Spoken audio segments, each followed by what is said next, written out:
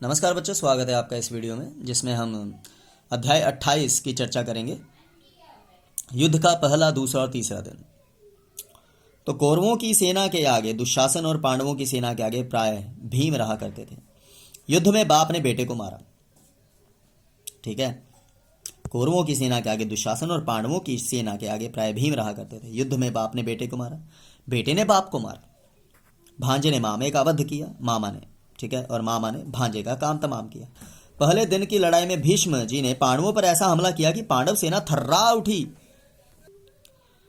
तो यह देखकर युधिष्ठिर जी के मन में भय छा गया और घबराहट के मारे वे श्री कृष्ण जी के पास गए। श्री कृष्ण जी पांडवों को धीरज बंधाने लगे, धैर्य देने लगे, हौसला देने लगे।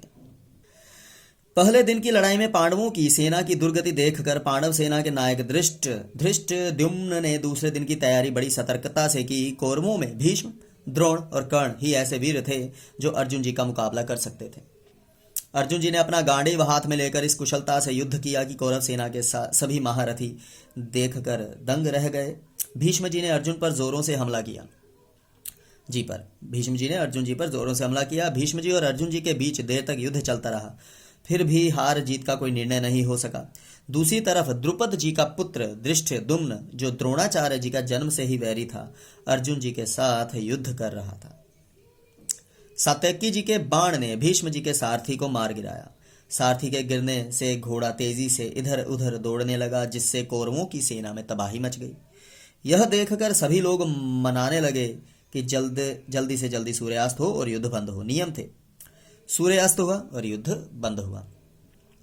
सोचिएगा, लड़ाई हो रही है, तलवार चल रही है, ठा ठा ठा ठा, सूर्यास्त, ओके भाई लड़ाई अभी खत्म, कल मिलेंगे। तो ये नियम थे, कुछ उसूल थे, सिद्धांत थे। तीसरे दिन दोनों सेनाओं की व्यूह रचना हो जाने के बाद फिर से युद्ध शुरू हो गया। दोनों दल एक दूसरे पर हमला करने लगे। भीम जी के बाण से दुर्योधन जी बेहोश होकर रथ पर गिर पड़े।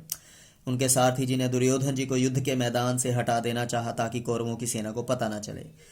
वह दुर्योधन जी को युद्ध भूमि से हटाकर ले जाने लगे, तभी सैनिकों में भगदड़ मच गई।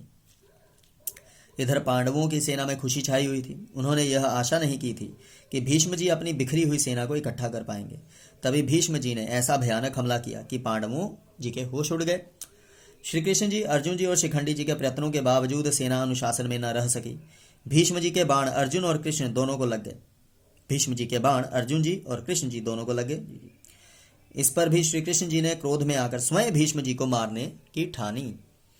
अर्जुन जी से यह देखा नहीं गया। वे सोचने लगे कि इससे तो अनर्थ हो जाएगा। वे रथ से उतरकर श्री कृष्ण जी से आग्रह करके उन्हें वापस लाए। क्योंकि कृष्ण जी ने कहा था मैं युद्ध नहीं करूंगा। अर्जुन जी के आग्रह पर श्री कृष्ण जी फिर से रथ हाँकने लगे। अर्जुन जी ने कौरवों पर भीषण प्रहार किया, जिससे शाम होते होते कौरव सेना बड़ी बुरी तरह से हार गई। थकी हारी सेना शिविर को लौट आई। तो यह था पहला, दूसरा और तीसरा दिन। अगली वीडियो में बाकी के दिन। धन्यवाद।